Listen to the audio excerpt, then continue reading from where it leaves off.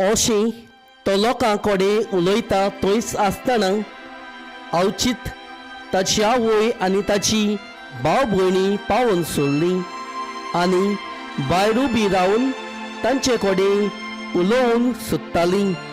पूण आपणाक ती खबर दितल्या लागीं उलोवन जेजून म्हणलें, म्हजी आवय कोण, म्हजी भाव भयणी कोण?